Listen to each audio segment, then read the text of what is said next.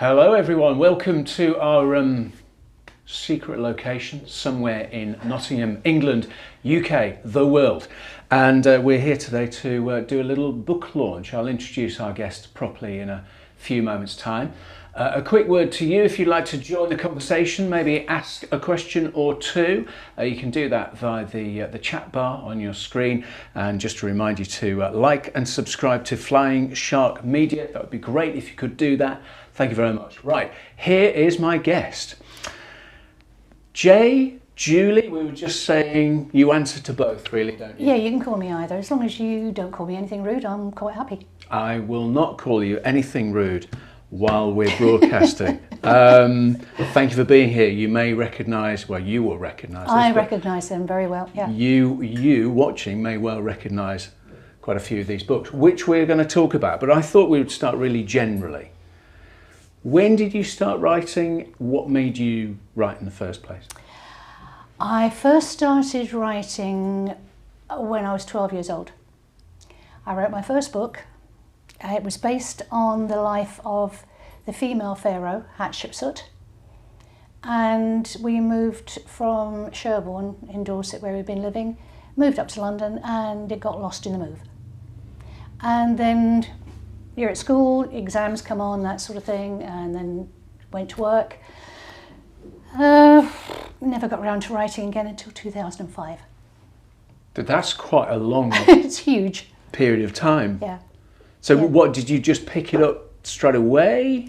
Did you just fall back into it naturally, or was it a bit of a struggle to pick it up? The way it went, now you know, because we've talked about this before, I had a problematical, shall we say, first marriage. And when we got away, my life improved. Our lives improved. We had a completely different, a much more positive way of life. And one of the things that I did was I got an HND in business studies. One of the subjects was communications.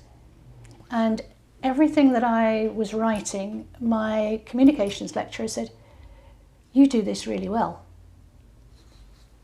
And eventually he found out that, well, we sat and had a chat actually about the background.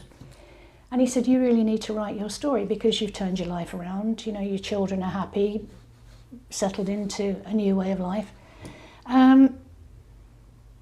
And I thought, I don't think I can do that. And I thought about it for a long time. And then other people said the same thing. You know, you've had a bad time, you've turned it round, it's positive, it's a good story for people.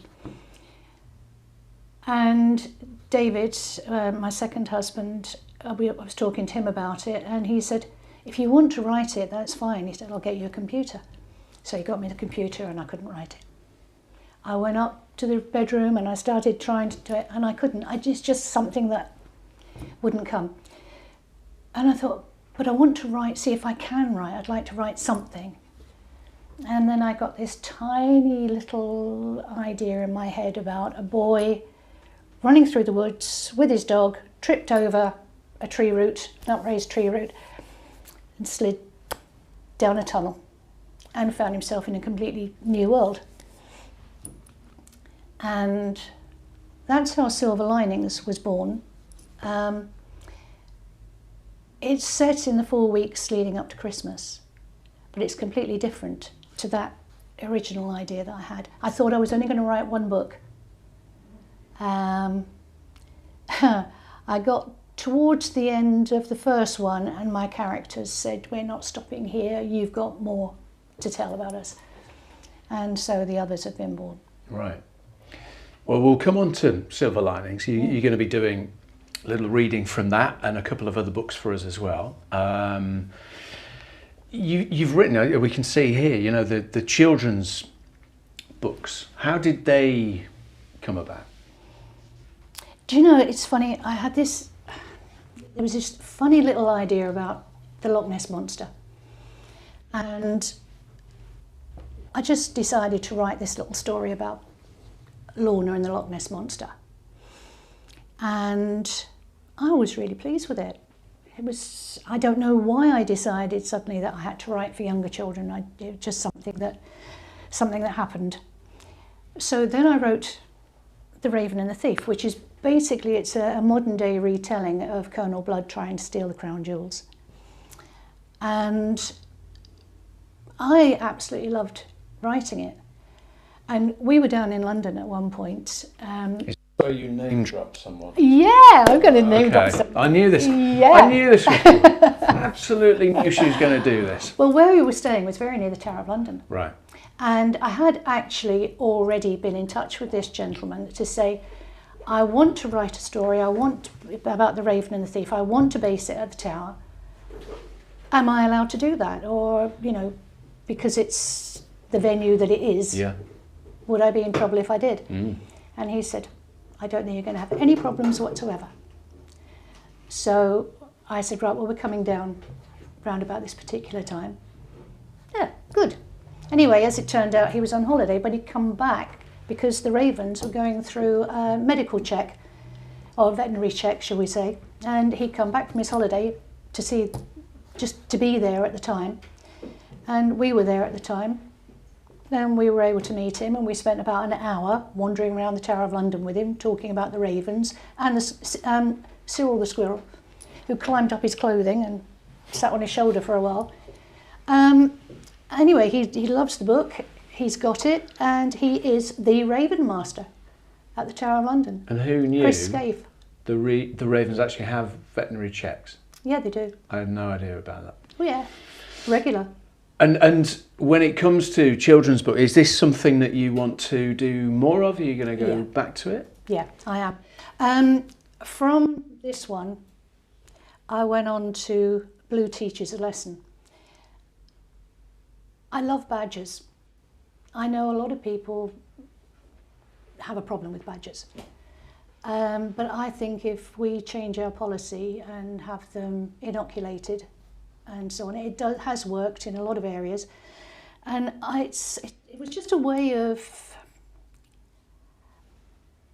making a badger and her cubs a real family for children, for younger children. So perhaps awareness, make them a bit more interested in badgers themselves. And then this one is about a hedgehog, and Granny insists that giving a hedgehog cow's milk is perfectly all right. And it's not. And 6-year-old Emily is saying, no, you can't do that. And Granny's saying, but we've always done it, it's fine. And then the hedgehog becomes ill. It's a happy ending. Oh, you made me all tense. This one, I enjoyed doing this one. It's Tib and Tab are otter twins who save a kitten when she falls into a stream and gets caught up in plastic. So I'm going very much now towards a wildlife awareness and the environment. Yeah, that's very apt right now, isn't it? Bang on. Yeah. So, okay, well, I dare say we'll come back to maybe the children's stories in a while. Don't forget, if you've got questions, send them in on the chat bar. We'll come to some of those very soon. Just before you do your first reading for us, Jay, you've lived in lots of different parts of the country, haven't you? So here we are in Nottingham. You know the southwest very well, you know the southeast. I don't know if there's a region you don't know very well. So I just wonder how much that's influenced what you write and how you write. I do love the countryside. I lived in Dorset as a child, and I lived in Somerset later on. And the West Country is beautiful, absolutely gorgeous. I've lived in Nottingham now for just over 25 years, and it's the longest I've stayed put anywhere. At one time it would have been easier to sort of just have a gypsy caravan outside and keep moving. The shortest I've lived anywhere was 3 months in Acton, and that was when I was about 7 years old, and then we moved down to Dorset. Broke my heart moving away from there and moving back to the London area, which is where I'm from, and hearing all these people that sounded like my granny, you know, that London accent terrified me, because I spoke like that. Oh, you picked up the... Oh, I've been down there long enough to pick up that accent. Okay. So... Can I just do that very well? Maybe you should, you know, Thank you. do that more often. Richard. Actually, that one has been filmed and it's on YouTube, and the Loch Ness Monster speaks with a Scottish accent. Really? Okay. Is that you as well? That's me as well. You're a woman of many voices. Yeah. But it's interesting with the Dorset connection and with that area, because that's really played into Dorset and a lot Somerset. of your writing. Yeah, very much so. There's the Winton Manor that's in these. It's meant to be set near Wells and Glastonbury and so on. It's all in that area. My husband and I have been down to Wookey Hole a number of times now, and they always treat us really, really well when we go down there. We get a look round for free in the tunnels and so on, and you know, we just love being down there. I kind of I did understand why, but the visits I was due to do last year at a primary school in Glastonbury, a talk and a book reading and signing and so on at Wells Library, and a couple of other venues that we were going to go to. One in Basingstoke on the way back. Of course, they all got cancelled, you know. So yeah. I understood why, but it was disappointing. You know, but yeah, nothing you can do about it. It's just a shame. But we're hoping to be able to maybe pick that up again later on this year, all being well. Yes, fingers crossed. Yeah. All right, well, we will talk some more in a few moments. Don't forget, keep your questions coming in. Anything you want to ask Jay, and we will fire some more questions your way very soon indeed. Okay. Are you going to do a little reading? This is the first of 3 readings you're going to do. Yes. Now, this one, I'm not going to try this accent. This is the South African one, so I'm not going to try that. I think you should. I think you should do the entire reading on that. If you, vote now or no, there's no time. Okay, take it away. Okay. Good night, Steve. Good night, Will. The security guard called out as the last vehicle left for home at the end of the day. Closing the gate behind them, he slipped the padlock through the thick link chain, tugged on it to make sure it was fully locked, then headed into the wooden gatehouse to prepare for his first nighttime patrol of the grounds for that week. His duties were easy. He had a supply of coffee and sandwiches, his newspaper, his latest best-selling crime novel, and his radio. But he wasn't alone. In the corner of the hut, curled up in his basket, was a ferocious-looking but very docile and affectionate Rottweiler called Nelson. Neither of them had any reason to expect that that particular night would be any different to any other. As he entered the hut, Nelson looked up expectantly. "Yes, it's patrol time, boy. Come on." As they passed the gate, Nelson seemed agitated, and he sniffed the air suspiciously and barked, his attention fixed on a spot beyond the fence. "What is it?" the guard asked. "Some animal out there, is it?" He tugged on the lead, but the reluctant dog balked at being pulled away and resisted until a yank on the lead reminded him they had a job to do. "Idiot dog," the guard reprimanded as Nelson padded along beside him. "There's always animals out there in the bush. This is South Africa, remember?" As soon as they were out of sight, a figure slipped out of the shadows, across the narrow, dusty access road and sprinted across the wire fence. Pulling out a set of wire cutters from his jacket pocket, he snipped a large hole, crawled through and slithered along the ground on his belly to the nearby wooden office building. He checked his watch. He had 30 minutes before the guard and his dog came round again. It would be tight, but it gave him enough time for what he needed to do. At the office block, he used the key he'd copied to let himself in, then headed directly to the small room where the safe was kept. He checked again at the window. The yard was clear, no one in sight. He pulled down the blind, turned on a small but powerful torch and knelt in front of the safe. For 3 boring months, 3 tedious weeks, 2 days and 9 hours he'd worked for Joe van der Leyden, the mine company manager, watching his every routine and learning what he could while he was waiting for the right opportunity. The work had been dull. Joe van der Leyden was a good man but boring, and the days waiting for the result had been monotonous, each day the same as the one before. Waiting until the right stone was found. His customer in Britain had given him exact orders. No matter how long it took, and he had to wait at the mine until a special diamond was found, nothing under 3 carats in weight. And the time had finally arrived. His flight to the UK was booked. In 4 hours he'd be out of the country and on his way to more money than he'd ever dreamt of. Lifting a corner of the threadbare carpet, he lifted a loose block of wooden floor planking, and found the key to the safe. Van der Leyden usually took any larger stones to the bank on the day they were found, but there'd been a convenient break-in in his house that day, which meant he'd had to rush home to wait for the police. Holding his breath, the man turned the key in the safe. He exhaled when it clunked open. Rifling through a number of papers and envelopes, he scattered them on the floor. There on the back shelf, a small canvas bag. That was what he was looking for. Yes! A large, uncut yellow diamond fell into the palm of his hand. 3.5 carats in weight, worth a fortune, and he would get 25% share from his customer. Voices. The gate chain rattled. At the window he saw the guard opening the gates, and the jeep he'd seen leave earlier entered the compound. Oh hell, what had they come back for? Hurriedly popping the diamond back into the canvas bag, he slipped it into his pocket, pushed the safe door shut without looking at it again, turned off his torch and opened the blind. From outside, nothing should look out of place. The guard was talking to the driver while his passenger made a fuss of the dog. It had jumped up excitedly at him and was rewarded with a friendly ear rub. Needing to make his escape while the men were busy talking, he left the papers strewn on the floor. There was no time to put anything back and tidy up. He had to get out of the compound.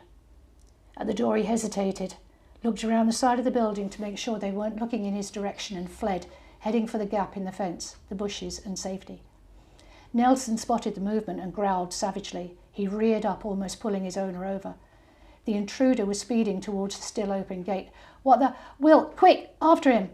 Will darted off in pursuit, accompanied by the security guard and a now very fearsome-looking Nelson, drooling strings of saliva, barking and snarling, but still restrained by the lead.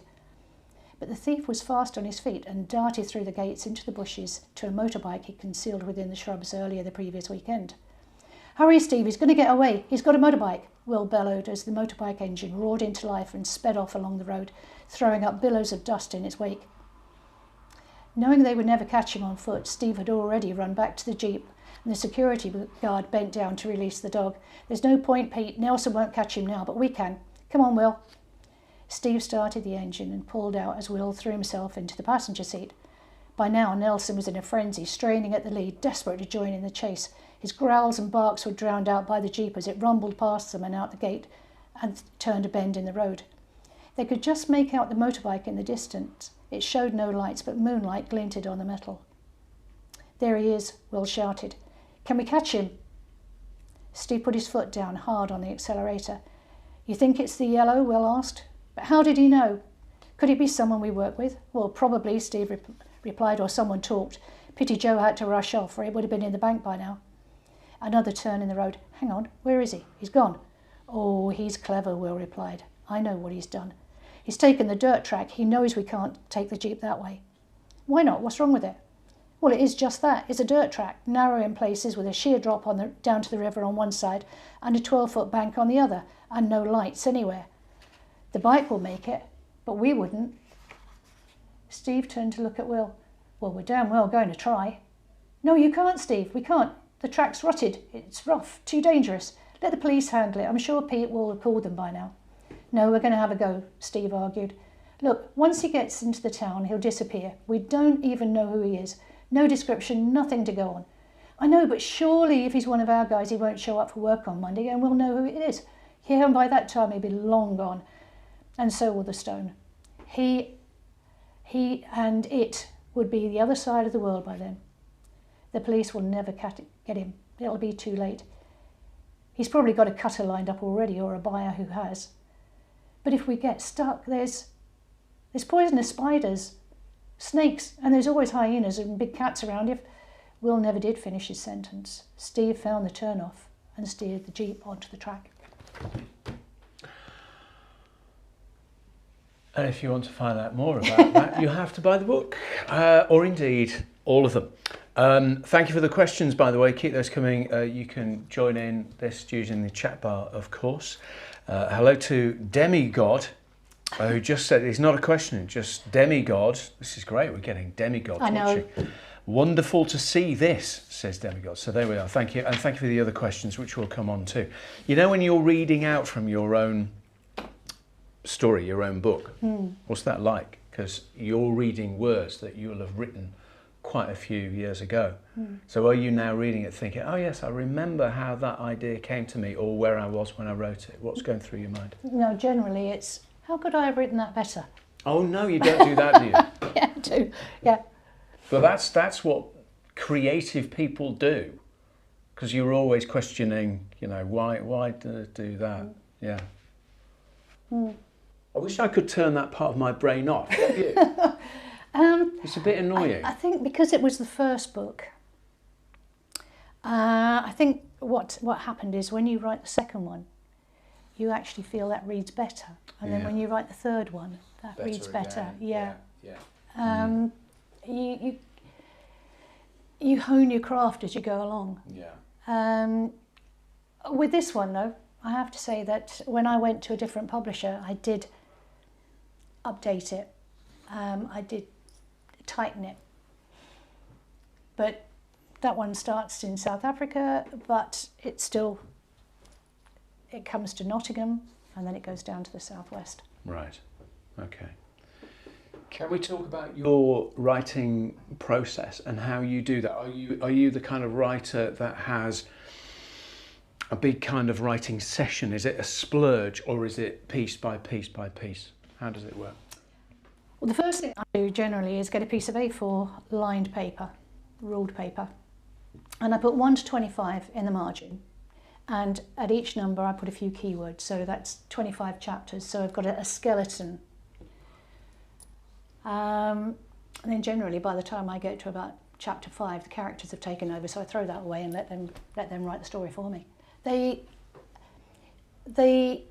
go into, I can put them in a position, into a situation, and then maybe somebody else that I wasn't expecting will come into it and will turn you off in a completely different direction. And does that happen while you're thinking about it, or does it happen in the middle of the night when you're doing something else, washing up, something mundane? I just wonder where those ideas, where do they Generally flash in? when I'm writing, while I'm actually writing it. Right. There's a character in Silver Linings who,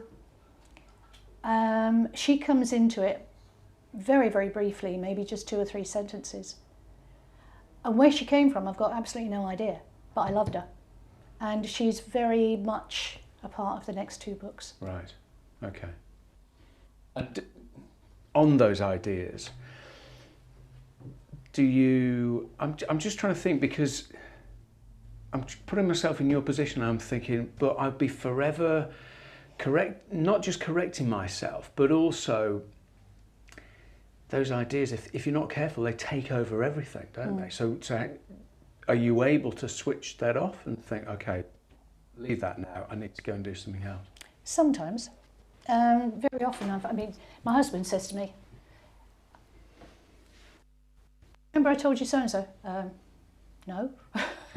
Because I've got so much stuff going on in my head that, I mean, most of the time I do remember, but there are the odd occasions when it's just gone straight out my head, you know, because I'm thinking about either a workshop that I'm doing, or with the children's competition I've been running, I've got that, you know, so there's so many things happening. So characters, scenes, I've carried scenes around in my head for years. Same 2 people, or, you know, in the same position, and it's so lovely when you can write it and get it out of your head. Do you have to, when they're in your head, do you not have to write them down somewhere to remind you? Are you one of those writers, or No, do you literally just, they live in your head? Wish I could do that. Things live in my head for 5 seconds and they're gone. When I need them, they're gone. Oh, we've got a friend, she's a historical writer, and we had an event at Beesthorpe Hall, and she came up for this event and she's walking around the building, and just looking around, and she looked completely preoccupied. And I went up and said, are you okay? And she said, yes, I've got an argument going on in my head. Two of her characters, they were abroad. She wanted to bring them back to Britain. He said, this is the kind of house that we need to live in. And his wife was saying, no, it's far too big. You know, and she got this, no, he said, it's perfect. You know, and she's got all this going on in her head, and it's just quite incredible. Yeah, absolutely. These things can take over. Well, absolutely. Well, it's you know, which is part of the thing, isn't it? It's your passion, it's what you do, and it's an interesting insight. You mentioned there the children's writing competition, and you know, I've seen a small part of what this does, and it's quite incredible that people aren't aware of what the competition entails, and it's really snowballed now as well, isn't it? So can you just describe it? Well, it started in 2009, and it was an idea that we had when New Writers UK had taken off, and it was just children of the county. Initially, it was years 5 to 8 that we were in, school years 5 to 8 that we were including. And so you're talking about sort of 10, 11-year-olds, and then 12, 13. And then we had people come and say, my daughter's only 8 years old and she loves writing, you know, well, why can't she get involved? So we extended it, and then we ended up with another group of 16 to 18-year-olds.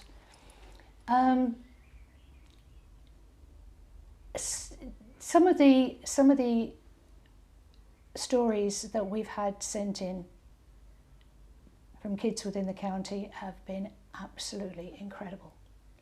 Some of the poetry that we've had. I mean, obviously Nottinghamshire has got this wonderful reputation for literature, and looking at some of what I've seen over the years, if these youngsters keep writing, then that reputation's not going to stop. I know that there's a brother and sister who have written their own book. There's another chap, he's written his own book. He was talking about 5 volumes, swords and sorcerer type fantasy. There's another girl I'm not sure whether she's on to her 2nd or 3rd book now. But it's fantastic that these young people are just letting their imagination run, and they're getting on and doing it. Yeah. And one of the things that I objected to was that although we were trying to promote the competition through schools, some of the schools only wanted to promote their gifted and talented groups. But this competition was for everybody. It's fully inclusive. And we've had some of the most beautiful poetry sent in from boys especially who have some form of learning difficulty. And it's been absolutely great. We just loved it. Sadly, this is my last year of running it. It's been running for 13 years, and I've loved every minute of it. But I've had 1 or 2 health problems over the last. I mean, I'm generally fine, but just very tiring, debilitating, and so on. And because I start promoting it in February, and then the last presentation is in October, and there's everything that goes on in between, it takes up 8 months of my life. Absolutely, yeah. I have told the entrants this year and their parents that this will be the last one. So I'm really hoping, last year we had a streamed presentation for them, and I'm hoping this year that we're going to be able to have an attended one. It won't be till September, so I'm hoping, keeping my fingers crossed. Yeah. But I have said that if any of them want to get in touch with me, on a personal level, as far as helping with their writing is concerned, I'm only too happy to support them. It's just it does take up an awful lot. Of course. And I'm not getting any younger. Well, no, none of us are. But you're only 32, Thank you, and it's all fine. We may well come back to that subject. So I'm conscious that we don't want to, take up a lot of questions on everything, because I want to leave the door open for people to add their questions. Don't forget, keep doing that via the chat bar. One other quick question before you do another reading for us is about, you've talked about writing. What about publishing? This idea of self-publishing. I know a lot of people there might be budding writers watching this. So how easy, difficult is that? It's difficult. It's easy in that the facilities are there now. It's much easier. There are still some people that tend to think that if you self-publish a book, that you're nothing more than a vanity writer. Well, I've always objected to that, because I know some damn good writers who have gone through the self-publishing route. You don't get a vanity artist because they've never done an MA or something in art. Never been to art school. You don't get somebody who can play piano by ear. Isn't a vanity musician. So why should that attitude be put against people who can write? Well, it's an odd one as well, isn't it? Because you are, whatever your chosen thing is, you are still putting yourself out there. So I don't quite understand that logic either, because that's a bit of a risky game to play. I know. If anyone wants to go and take an MA in writing, well, that's absolutely fine. One of my favourite authors is Philip Pullman. Now, if you have a look on his website, his frequently asked questions, one of them is, what writing courses have you taken? And his answer is, I haven't. Why do I want to learn to write like somebody else? Good quote. Yeah. I write because I have to. I write because I love it. I chose to go through the self-publishing route because I want my books my way. I want to keep, if I've got somebody in my story, I want to keep them there because I've created that character. I don't want someone telling me that I can't have them in there. But for anybody who does want to go through self-publishing, it is difficult because you do have to work twice as hard at letting people know that your books are out there.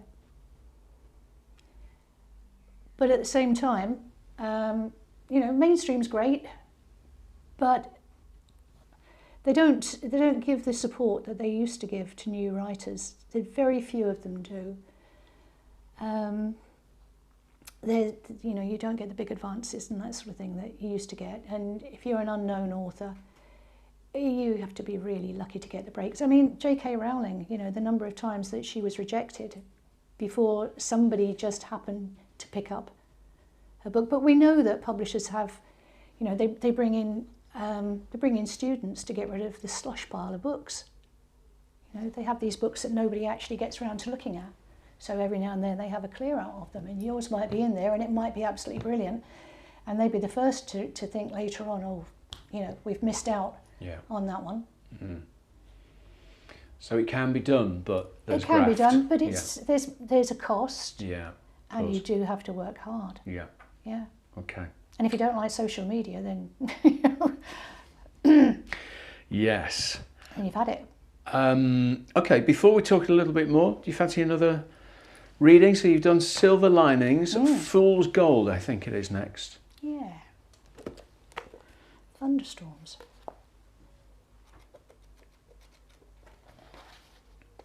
Now, I have, what I was saying earlier on about things just come into my head? Well, I have no idea why, but when I started writing this, it started in Mexico and ends up in Somerset again. So you're doing Mexican accent and then morphing into Somerset? No. The wind whistled through the gaps in the rotting window frame, and where the rain lashed against the single glazed panes, water seeped in where old putty had dried and fallen out.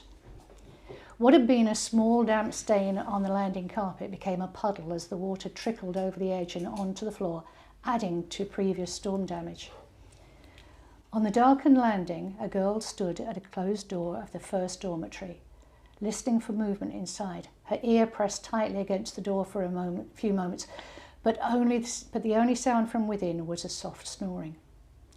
From the next room, the second dormitory, came a faint and pitiful sobbing. Elena knew it would be the mouse-like Catalina, who cried at every loud noise. Thunder terrified her. She pictured the scrawny girl huddled in her bedclothes, hiding under it, far too terrified to leave that sanctuary. Hearing no other sounds, she also judged that it would be unlikely any of the other girls would be brave enough to leave their beds. They'd be too scared of Mother Ignatia and being beaten by her. Elena had no such worry. She was protected and could not be discovered. At the fire escape, one last look confirmed she was completely alone. She touched the gold, black and turquoise amulet that hung on a gold chain around her neck for luck. It was warm and comforting. She felt Tlaloc's power flow through her. He would see her safely through the night and beyond. A brilliant flash of lightning lit up the landing, followed by a quickly shushed scream from the second dormitory. She held her breath, half expecting a door to open at any time, but no one came. The longer she waited, the more chance there was of being discovered, so hurriedly she slipped through the door into the windowless fire escape and into an inky darkness where no lightning broke through it to illuminate the staircase. She felt her way along the short landing to the banister, counting the footsteps to the top stair. She'd taken every possible opportunity over the past few weeks to practice going up and down the stairs with her eyes closed, familiarising herself with the landing, stairs and banisters, and the effort had paid off. Unworried by the darkness, she negotiated each step to the first landing, turned to the left, took 6 steps forward, and turned left again before descending the final flight to the bottom of the stairs, where she ran her hand along the wall until she felt the back door, and she located the lock. She fished in her pocket for the key she'd stolen earlier that evening from Mother Superior's desk and slid it into the metal lock. It clicked loudly, the sound echoing around the hushed lobby. She hesitated, deciding almost as an afterthought to check just one last time there was no one about. The door on the upper floor remained closed and the convent was quiet, apart from the annoying loud tick of the hallway grandfather clock. She had no fear of being caught leaving the convent at night without permission, or of any subsequent punishment by Mother Superior. It just didn't fit into her plans. She was so close to achieving her dream. Discovery would mean failure, and that was unthinkable. In just a few days she would be free, but until then she had to remain alert. At the back door she stepped out into the alleyway leading to the street and the welcome hammering rain, firmly closing the door behind her. A long flash of lightning lit up the sky and she smiled as the amulet grew warm. Her God was with her. His storm was her protection. She glanced up at the dormitory windows. Inside, the girls were tucked up in bed or hiding underneath, or on the other side of the building, Sisters Therese and Mary Margaret would be in the hospital wing tending the patients. Well, Sister Therese would be doing all the nursing. Sister Margaret, did crosswords and ate chocolate with her feet up all night, leaving Therese to carry out the night shift, and they'd both be on duty until dawn. Her thoughts turned scornfully to Mother Superior, who would probably be on her second bottle of wine or nodding off to sleep over her celebrity magazines. Not that this was part of Elena's life anymore. Soon she would escape to a new life far away with enough money to enjoy the freedom from boredom, poverty and drudgery. The storm god had arranged the storm to ensure no one would see her leave. Her business would be done and she'd be back within 2 hours. That was all the time she needed to accomplish her mission. Away from the shelter of the alley walls, the storm unleashed its rage as the rain hit her full on. Sheet lightning followed fork lightning, with little let up in the crashing thunder aftermath. Nighttime on the streets of Alvarez City could be dangerous, but a storm of this force would keep most people at home. In this vicinity, only the rats in the criminal fraternity ventured out at night. The good and the godly preferred to ignore its existence. Lightning split the sky again, followed by another roll of thunder. She opened her mouth to drink in the rain as a car passed by, sending a crescent of muddy water across the crumbling pavement. The driver hadn't noticed her as he drove by, but the tail lights faded as the car quickly disappeared into the distance. Under a weak street lamp, she tried to check her watch, but another lightning bolt gave her all the light she needed. She held her hand over the watch to keep off the rain. Her destination was still 15 minutes away on foot. Lightning flashed and she laughed. Even the rats hid on nights such as this. The wind blew her hood back, but instead of gripping it tighter to her head, she cackled again as her dark shoulder-length hair clung to her head in sopping clumps. But she was unconcerned by the downpour. Being alone at night in one of the worst storms she'd ever experienced should have been terrifying, but all she felt was exhilaration. With her head held high against the teeming rain and the torrents gushing from the roofs and gutters above, she strode through the paddles without a care. None of this was important. Soaked clothes and wet hair were of little consequence. She not nice. She no nice. She not nice. Right, we have questions. We have questions. Thank you for the questions. You do have a little time, but not long, to get yours in. If you'd like to send one in, use the chat bar. A couple of related questions, actually, which I will throw your way. Sally in Nottingham says, if you could bring one of your characters to life, who would it be and what would you ask them? Difficult. I've got... There's two women. One, Isabel Mackenzie, who's a middle-aged scenes of crime officer with a sort of iron corset type suit and so on. You know, she's quite a character, but she's funny.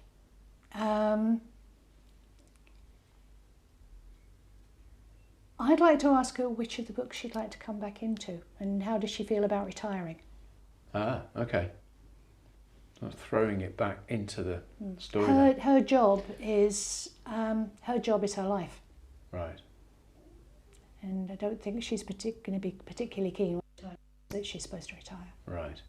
Okay. All right. Thank you, Sally, by the way, for that.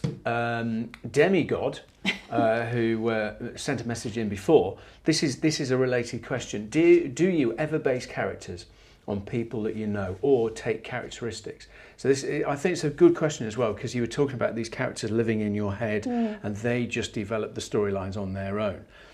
But the characters must come from somewhere. So maybe in your subconscious, are these people that you know, or are they based on people that you know, or loosely? I can't think of any of them that are actually people that I know. There are a few who physically the description of them has been based on maybe actors. Patricia Hodge was one of them. Ray Winston was another.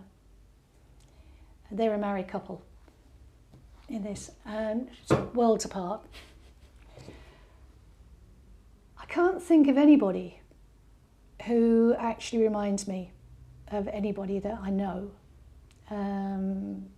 But I have brought elements of things that have been experienced either by myself or by my children into the books. Right. A bullying scene, for instance. No,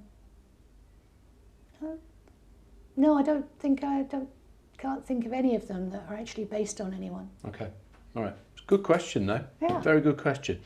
Thank you. We've got some other questions we'll come on to in a minute. I wanted to ask you a little, because I know in a few minutes you're going to do your final reading from Knight to Knave. So let's talk a little bit about that book in particular. How did you decide on the title and give us a little summary? It's a six-parter. And through the other books, there are things that are mentioned. There's a tunnel. There are skeletons in the tunnel. One of them's been beheaded. There's a curse on the manor. So I've used elements of history. Starts off 1357. I've had this young English archer who's been involved in the 100 Years' War, and he's been at the Battle of Poitiers. I had him in mind for a long time. He would do something heroic, and as a reward he'd be given this neglected manor house. And he was going to be knighted on the field of battle. So that was always in my head. So the first part of the story is about him and 3 others that are knighted for heroism. And because they've been within the army of the Black Prince for a number of years, they are released from service. So it's their journey back through France they didn't know each other, but they become friends. It's their journey from Poitiers up to Honfleur, then the ship across to New Haven, and then his journey onwards to Winton. There are some incredible characters that have been brought into it, really lovely people, and there's various things that happen to them along the way. The next section is very short, and it's where a descendant of Will's, it's set during the time of Henry VIII, he meets up with Henry, the young Henry, and Sir Charles has this, he's got a falconry, and his hobby is falconry, and he's put so much time and effort into it. And of course Henry's fascinated, so they become friends. And when Charles is getting married, as a wedding present, Henry elevates him to the earldom. So that's how they go from being a knight to an earl. And then in the next section, you've got, not the Monmouth Rebellion, that comes later. Oh, no, when Queen Elizabeth I turned against the Catholics, and you had a bit of mob rule going on and so on. So that's in there. Then you go to the Monmouth Rebellion, because all that, that was the West Country. Judge Jeffreys, what happened down there, it's just appalling. And what happened to him, which was, yeah, he got his comeuppance. But then the next section is during the Victorian time, and it's how the curse, or why the curse was put on the manor. And then the next part is 1992, when the characters who've got Winton Manor in Silver Linings, it's when they're going to have a look at the manor with a view to buying it. So it just leads back round again. Right. So these are all, in this book, it's all ways of explaining things that have been found or mentioned. The monk that's been shut up in the priest hole and never got out. So you find out what happened to him. But you don't have to have read, I mean, ideally, by the way, can we just say from a purely, marketing point of view, read them all. But you don't have to have read the others before you, because I have jumped straight into this one. I wanted to ask you how you go about your research, because here we are, and it picks up with Will's story in 1635-ish. So how do you know? I mean, 1357. That's the one. I pay attention. How do you know, even down to what they're wearing, what they're drinking, what they're eating, how do you know that that is true to that time? Well, there's so much information that you can find now. I mean, at one time, if you had to look through your Encyclopedia Britannicas, your set, you wouldn't find as much information as you do now. So you can research online the kind of clothes that people wore, the kind of food that they ate, and I've even looked to see what names were popular within at certain stages. When did the development of surnames and that sort of thing? But it's been absolutely fascinating, because there's one part in there. I wanted to give one of my characters a reason to build this tunnel from Winton Manor into the forest. And I just Googled political uprising in Somerset within these years. Now, I knew that the Peasants' Revolt had gone to Kent and been in London and that sort of thing, but I had no idea that it was in Somerset, and things had happened there just about 12 miles away from where my manor's meant to be. So it gave my character a reason to build an escape route, right, if the family needed it. Yeah.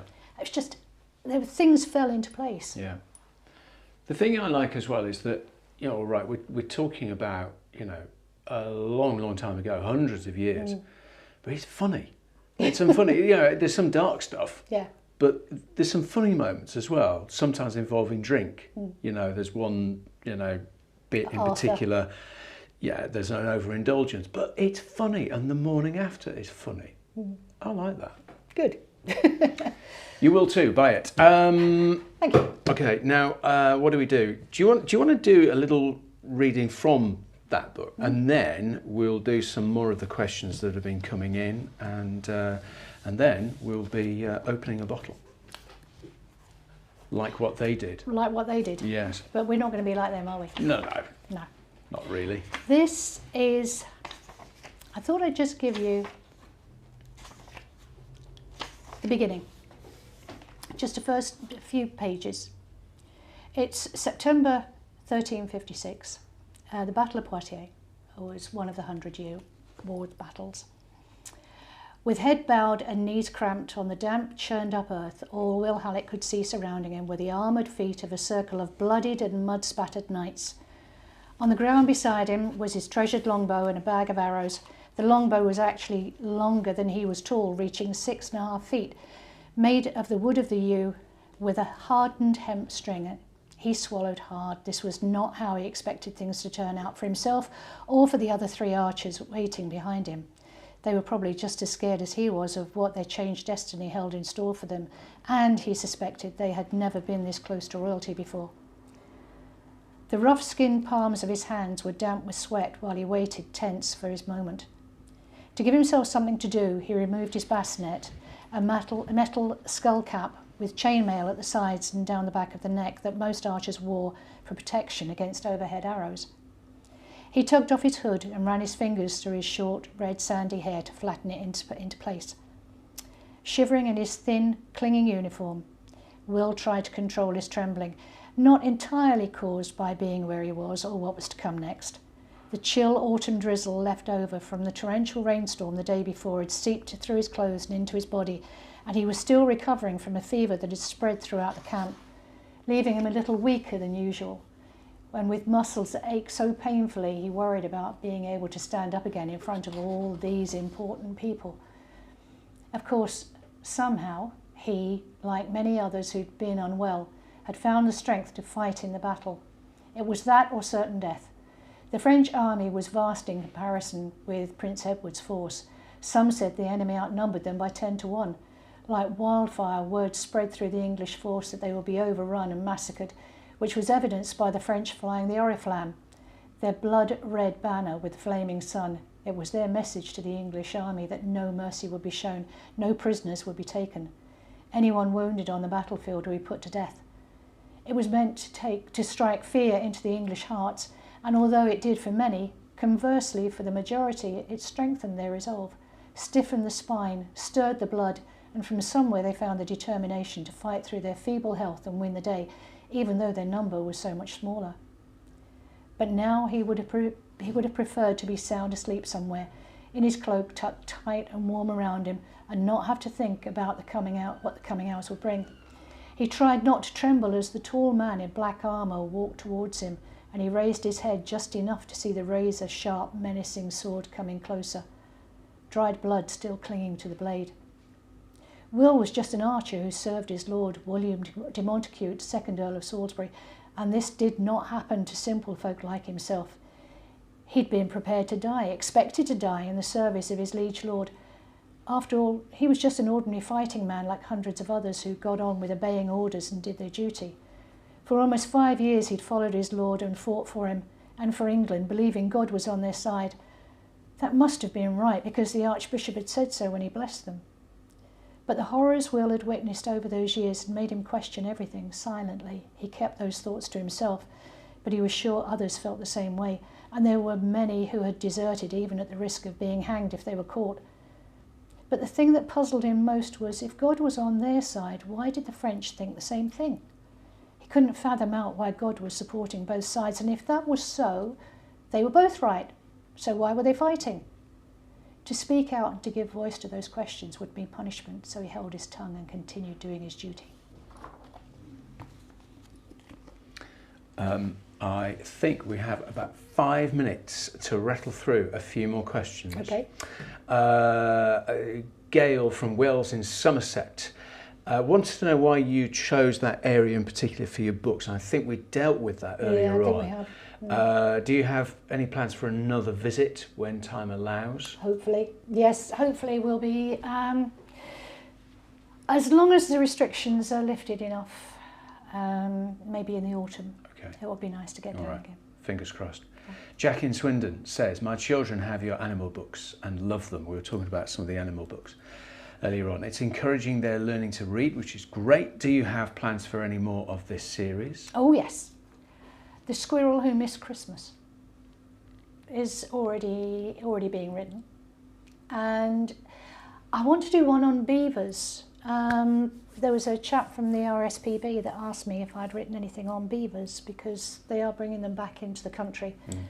And we were talking about the flooding and so on, and beavers on the rivers would actually help stop quite a lot of the flooding. Yeah. So yeah, okay. Those are the next two. But I'm also going to write one on rescue dogs, and I've done quite a bit of our dog's story, Maisie. So I've done quite a bit of that already, but I need to do a bit more. Okay. Just going back to the beaver, could the beaver be in the Vale of Beaver? Maybe. You can Maybe. Have that or ignore it. It's up to you. Jane, who is near Wells, she's a primary school teacher, says it was a shame your visit to us was cancelled last year again. You know, it's been one of those times. Do you have any plans to visit this year? We hope so. Yeah, it would be nice, and I am keeping my fingers crossed that we'll be able to. So, well, we love going down that way. We've got friends down there. I went. It's a particular friend of mine down that way who I went to school with. There's another one that over the last few months I've sort of caught up with, my old next door neighbour. So yeah, there's people that we want to catch up with. Sure. I've got the sister of the lady that I mentioned before, actually Sheila. Sheila's an author as well, but her sister Bridget that I went to school with, and Bridget was my best friend, is living in South Africa, but she's been trying to come home, but obviously because of the restrictions and the problems she can't, not yet. So you've got a whole kind of UK tour, world tour, when the rules allow, basically. A UK tour maybe, I'm not so sure about a world tour yet. Well, it will be nice. Give it time. Let's do one more quick question as well. Christine from Fulham says, my favourite character in your books is, now this is someone you've talked about, Scenes of Crime officer Isabel Mackenzie. Will she be appearing in any of your other books? I have a feeling that the one I'm writing now, the one that follows on from here, I've got a funny feeling she's going to be coming back. It's 15 years after Queen of Diamonds, which is the one that she appears in. So I think she would be retired, but I think she'll be looking for something to get involved in. She's that type of character. That's a yes. Yeah. That's a yes. And a couple of quick things. A little bit of breaking news in the last couple of days is you've been nominated for an award, which is great. Shortlisted. Shortlisted. Yes, the King Lear Prize for the real story. Yeah. They had 4 different sections and it was art, music, poetry, and real stories. And apparently they've had something like 14,000 entries over the four sections. And you've been shortlisted for all of them? Yeah. Brilliant. And there's 6 of us that have got through. So now we have to wait and see which one Giles Brandreth prefers. Oh, can I just say hello to Giles, who might be tuning in now? And if I mean, I was just telling you, wasn't I, before? Yeah. A massive fan, love your jumpers, everything. So Giles, you know, no pressure. Well, But I was very impressed the first time really that I heard about Giles Brandreth. I was very impressed with the fact that he had a dog called Fido. right. Phideaux. I thought that was a classic. So Giles, I mean, again, no pressure, but you know what to do. When will you find out if you've? I think we've got a couple of weeks. Right. Well, good luck, and it's great recognition as well. It's lovely. I've not entered a competition before, so it was really kind. So I just decided to do this one. Well, for someone that's been running a writing competition I know. for 13 years. Yeah, but that's for somebody else to do. Well, fingers crossed, because I think that would be great. The stories are on the King Lear website. Okay. Yeah. Right. So they put them all up now. And just in case people are, as a final thing before we say goodbye, in case people watching this might be looking at these and listening to our conversation, listening to your readings, thinking, we like, how do you get hold of your fine books? Right, thank you. They are available on Amazon, so they can be ordered through good bookstores. Any bookstore you can get them ordered through. Or you can get them from me. Now, I'm quite happy for people to go on to J Malone Books at Shopify, and you get them at discounted rates from those on the likes of Amazon and so on, who put their own markup on. So, yeah.